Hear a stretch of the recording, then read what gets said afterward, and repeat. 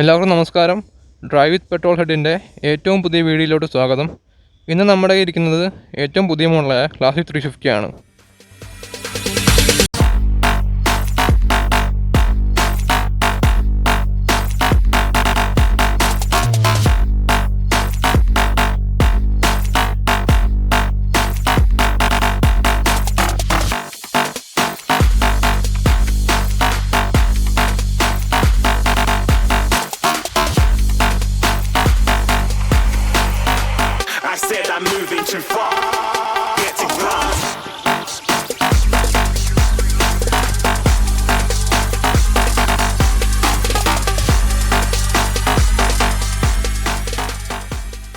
ഇപ്പോൾ ക്ലാസിക് 350 ഒരു കാര്യം ഹിസ്റ്ററി നോക്കുമ്പം 2009 ക്ലാസിക് ആദ്യമായിട്ട് ഇന്ത്യയിൽ കൊണ്ടുവന്നത്. അന്നൊരു ഇമ്പോർട്ട് പർപ്പസിന് വേണ്ടി കൊണ്ടുവന്നതായിരുന്നു. ഫസ്റ്റ് കൊണ്ടുവന്നത് 500 cc ക്ലാസിക് ആയിരുന്നു. അത് കഴിഞ്ഞ് 2011 350 ഇന്ത്യൻ മാർക്കറ്റിൽ കൊണ്ടുവന്നത്. 2011 കൊണ്ടുവന്നത്. അപ്പോൾ അന്ന് തൊട്ട് 2021 വരെയും ഒരു മാറ്റവും ഇല്ലാതായിരുന്നു ക്ലാസിക് നിരത്തിൽ ഇറങ്ങിക്കൊണ്ടിരുന്നത്. കാരണം അതിൽ അവസാനം വന്ന കുറച്ച് ABSൻ്റെ കുറച്ച് മാറ്റം മാത്രമേ വന്നുള്ളായിരുന്നു. അല്ലാതെ വലിയൊരു മാറ്റം ഇതുവരെയായിട്ടും വന്നില്ലായിരുന്നു. 2021 അടിമുടി മാറ്റമായിട്ട് ക്ലാസിക്കിനെ റോയൽ എൻഫീൽഡ് ഇന്ത്യൻ റോഡിൽ ഇറക്കിയത്. കാരണം അത് ഏറ്റവും എടുത്ത് പറയേണ്ട കാര്യം എന്ന് വെച്ചാൽ അതിൻ്റെ J സീരീസ് പ്ലാറ്റ്ഫോമും അതിൻ്റെ പുതിയ എൻജിനും കൂടിയാണ്. അത് വലിയൊരു മാറ്റമാണ് റോയൽ എൻഫീൽഡ് കൊണ്ടുവന്നിരിക്കുന്നത്. അപ്പോൾ നമുക്ക് ഈ വണ്ടിയുടെ ഒരു വാക്ക് അറൗണ്ട് വീഡിയോ ആണ് ഇന്ന് എടുക്കാൻ പോകുന്നത്. കാരണം വണ്ടിയുടെ RC കിട്ടിയിട്ടില്ല. അതുകൊണ്ട് തന്നെ വണ്ടിയുടെ വാക്ക് അറൗണ്ട് വീഡിയോ, അതുപോലെ തന്നെ എന്തൊക്കെയാണ് മാറ്റം എന്നൊക്കെയാണ് ഈ വീഡിയോ പറയാൻ പോകുന്നത്.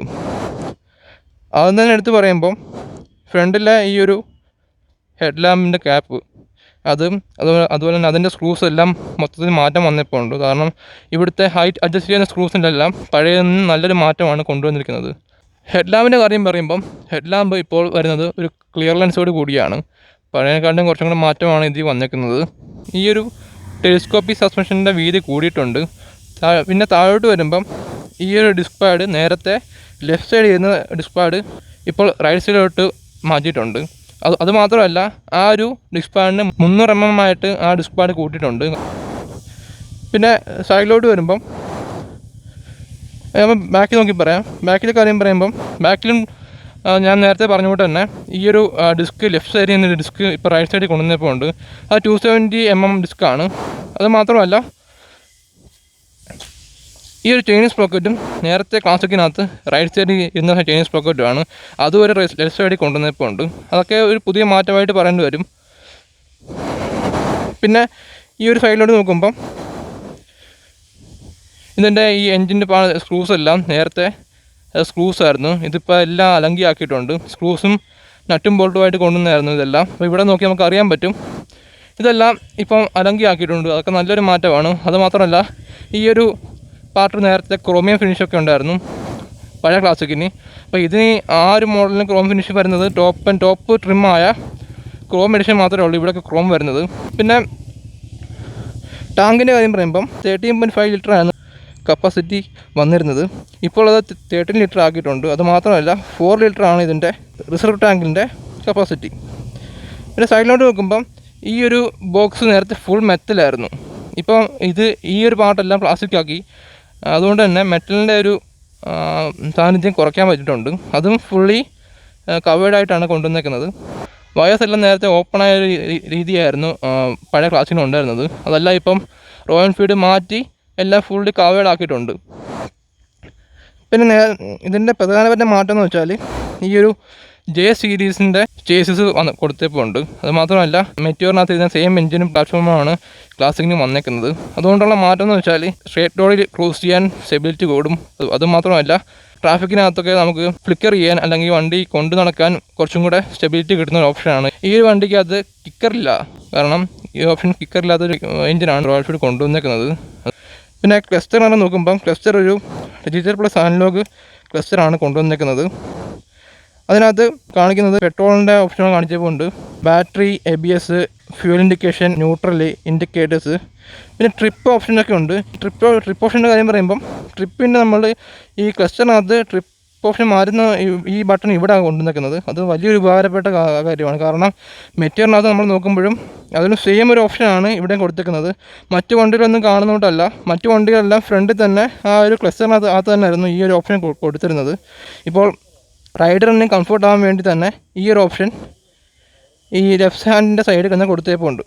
ഈ ഒരു ലോക്കിൻ്റെ കാര്യം പറയുമ്പം ഇൻ്റഗ്രേറ്റഡ് ആയിട്ടുള്ള ലോക്കാണ് ഇതിൽ കൊടുത്തിരിക്കുന്നത്. കാരണം നേരത്തെ നമ്മുടെ ക്ലാസിക്കിനകത്തെല്ലാം ഈ ഒരു ഭാഗത്തായിരുന്നു ഇതിൻ്റെ ഹാൻഡ് ലോക്ക് വന്നിരുന്നത്.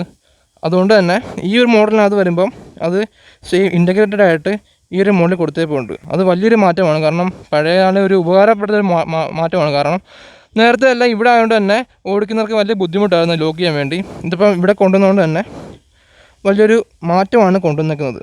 പിന്നെ ബാക്കിലോട്ട് നോക്കുമ്പം ടയറിൻ്റെ കാര്യം പറയുമ്പം 120/80 പഴയ സെയിം ടയർ തന്നെയാണ് വന്നേക്കുന്നത്, മാറ്റമൊന്നുമില്ല അതിന്. പക്ഷേ ബാക്കിലോട്ട് വരുമ്പം ബാക്കിലെ ടെയിൽ ലാമ്പിൻ്റെ കാര്യം പറയുമ്പം ടെയിൽ ലാമ്പ് പുതിയൊരു ഡിസൈനിലാണ് കൊണ്ടുവന്നിരിക്കുന്നത്. കുറച്ച് വ്യത്യാസമായിട്ടാണ് കൊണ്ടുവന്നിരിക്കുന്നത്. ഒരു ക്ലാസിക്കൽ ലുക്ക് വരാൻ വേണ്ടിയാണ് അവർ കൊണ്ടുവന്നിട്ടുണ്ട്. അത് നല്ലൊരു ഡിസൈനായിട്ട് തന്നെ കാണാൻ പറ്റുന്നുണ്ട്. പിന്നെ ഇതിൻ്റെ സീറ്റിൻ്റെ കാര്യം പറയുമ്പം സീറ്റും പഴയ ക്ലാസിക്കായിട്ട് വെച്ച് നോക്കുമ്പോൾ ബാക്കിലൊക്കെ കുറച്ച് വീതി കൂടിയിട്ടുണ്ട്. അത് മാത്രമല്ല അതിൻ്റെ ഡിസൈനും മാറിയിട്ടുണ്ട്. കാരണം ഇവിടെയൊക്കെ നേരത്തെ സ്ട്രെയിറ്റ് ആയിട്ടിരുന്ന സീറ്റ് ഇപ്പോൾ കുറച്ച് കർവ് ചെയ്താണ് കൊണ്ടുവന്നിരിക്കുന്നത്. അതിൻ്റെ ഡിസൈൻസ് എല്ലാം നല്ല വൃത്തിയായിട്ടാണ് അവർ ചെയ്തേക്കുന്നത്. നല്ല കുഷനോട് കൂടി സീറ്റ്. അത് മാത്രമല്ല പഴയ ക്ലാസിക്കിനകത്ത് നോക്കുമ്പം ഈ സീറ്റ്സിൻ്റെ സ്പ്രിങ്സ് എല്ലാം നമുക്ക് എടുത്ത് കാണാൻ പറ്റുമായിരുന്നു. അതെല്ലാം അവർ കവർ ചെയ്തിട്ടാണ് ഇപ്പം ഒരു സ്പ്രിങ്സും പുറത്ത് കാണാത്ത രീതിയാണ് ചെയ്തേക്കുന്നത്. ഗ്രാബ് റെയിലിനും കുറച്ച് വീതി കൂടിയിട്ടുണ്ടെന്ന് പറയാൻ പറ്റും. പിന്നെ മറ്റൊരു കാര്യം പറയാൻ വെച്ചത് ഈ ഒരു ഹാൻഡ് റെസ്റ്റ് അല്ലെങ്കിൽ ഹാൻഡ് ലിവർ പണ്ടത്തെ ക്ലാസ്സിക്കിൽ നമ്മൾ ഷോറൂമിൽ നിന്ന് മേടിച്ച് വെക്കുമായിരുന്നു. ഇപ്പോൾ അത് വണ്ടിയുടെ കൂടെ തന്നെ കിട്ടുന്ന ഒരു ഓപ്ഷനായിട്ട് കൊടുത്തിട്ടുണ്ട്. ഈ ഒരു എക്സോസിൻ്റെ കാര്യം പറയുമ്പം പഴയ എക്സോസ്റ്റ് നോക്കുമ്പം ഈ ഒരു എക്സോസ്റ്റ് കുറച്ച് മാറ്റത്തോടാണ് റോയൽ എൻഫീൽഡ് കൊണ്ടുവന്നേക്കുന്നത്. ഈ ഫുഡ് ഡ്രസ്സിൻ്റെ കാര്യം പറയുമ്പോൾ ഫുഡ് ഡ്രസ്സിൻ്റെ ഡിസൈനെ മൊത്തത്തിൽ മാറ്റിയപ്പോഴുണ്ട്. പഴയതൊന്നും നല്ല മാറ്റമാണ് കൊണ്ടുവന്നേക്കുന്നത്. അത് മാത്രമല്ല ഈ ബ്രേക്ക് ലിവറിൻ്റെ ഡിസൈനെല്ലാം മൊത്തത്തിൽ മാറ്റിയപ്പോഴുണ്ട് റോയൽ എൻഫീൽഡ്. അതുപോലെ തന്നെ ഈ സ്വിച്ച് ഗിയർസിൻ്റെ കാര്യം പറയുമ്പം ഇതെല്ലാം റോട്ടറി ഡിസൈനാണ് കൊണ്ടുവന്നേക്കുന്നത്. ഈ ഒരു മോഡൽ നമ്മൾ മെറ്റീരിയൽ കണ്ടപ്പോൾ ഉണ്ടായിരുന്നു, ആ സെയിം ഡിസൈനാണ് ഇവിടെയും കൊണ്ടുവന്നേക്കുന്നത്. അതുപോലെ തന്നെ ഈ ഫ്രണ്ട് ഡിസ്കിൻ്റെ റിസർവറിൻ്റെ ഡിസൈനും മാറ്റിയപ്പോൾ ഉണ്ട്. നമ്മൾ നേരത്തെ കണ്ട മെറ്റീരിയലിൻ്റെ സെയിം ഡിസൈനാണ് ഇതിലും കൊണ്ടുവന്നേക്കുന്നത്. ഈ പെട്രോൾ ടാങ്കിൻ്റെ കാര്യം പറയുമ്പോൾ പെട്രോൾ ടാങ്കിൻ്റെ ക്യാപ്പെല്ലാം നല്ല രീതിയിൽ കൺസോൾ ചെയ്ത രീതിയിലാണ് കൊണ്ടുവന്നിരിക്കുന്നത്. കാരണം പഴയ മോഡൽ നോക്കുമ്പം പഴയത് ഈ ടാങ്കിൻ്റെ ഒരു ക്യാപ്പൊക്കെ പൊങ്ങി നിൽക്കുമായിരുന്നു.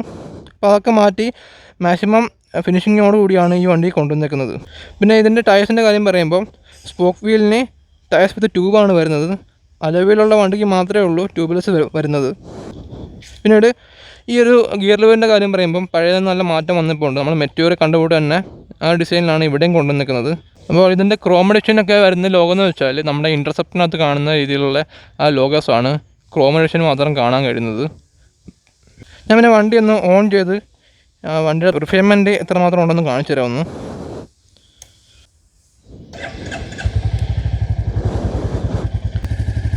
അപ്പോൾ ഈ വണ്ടിയുടെ സൗണ്ട് കേട്ട് നമുക്ക് അറിയാൻ പറ്റും എത്രമാത്രം വണ്ടി റിഫൈൻഡ് ആയിട്ടുണ്ടെന്ന്. കാരണം പഴയ കൂട്ടത്തിലുള്ള ഒരു സൗണ്ടോ ഒന്നും എൻജിനിൽ നിന്ന് നമുക്ക് വരുന്നില്ല. ആകെപ്പാടെ നമുക്ക് കേൾക്കാൻ കഴിയുന്നത് ഈ ഒരു എക്സോസിൻ്റെ സൗണ്ട് മാത്രമേ ഉള്ളൂ. അങ്ങനെ കുറച്ച് വണ്ടികളേ ഉള്ളൂ ലോങ് സ്റ്റോക്ക് എൻജിനകത്ത് കറക്റ്റ് എക്സോസ് സൗണ്ട് മാത്രം കേൾക്കാൻ കഴിയുന്നത്. അതൊന്ന് ഹൈനസ്സാണ്. ആ വണ്ടി ഓടിക്കുമ്പോഴുള്ള പ്രത്യേകത എന്ന് വെച്ചാൽ നമ്മൾ വണ്ടി ഓടിക്കുമ്പം എക്സോസ് സൗണ്ട് മാത്രം കേട്ട് ഓടിക്കാൻ പറ്റും. അതൊരു പ്രത്യേക ഫീലാണ്. കാരണം അങ്ങനെ കുറച്ച് വണ്ടികളേ ഉള്ളൂ. ദൂരെ നോക്കുമ്പോൾ ഈ വണ്ടി പഴയ വണ്ടിക്കാട്ടിലും ലുക്ക് ആൻഡിലും ഫിനിഷിലും ഒരുപാട് മാറ്റം വന്നിപ്പോൾ ഉണ്ട്. ഈ വണ്ടിയുടെ വാക്ക് റൺ വീഡിയോ ഇത്ര മാത്രമേ ഉള്ളൂ. നമുക്ക് ഈ വണ്ടി പ്രൊവൈഡ് ചെയ്തത് കരുനാഗപ്പള്ളിയുള്ള റോവേഴ്സ് മോട്ടോഴ്സാണ്. അവരുടെ ഡീറ്റെയിൽസും നമ്പരും ഈ വീഡിയോയുടെ ഡിസ്ക്രിപ്ഷനിൽ ആഡ് ചെയ്യുന്നതായിരിക്കും. ഇതിൻ്റെ ഒരു റിവ്യൂ ഉടൻ തന്നെ നമ്മുടെ ചാനലിൽ വരുന്നതായിരിക്കും. അപ്പോൾ എല്ലാവർക്കും നന്ദി, നമസ്കാരം. അടുത്ത വീഡിയോ കാണുന്നവരെ ബൈ.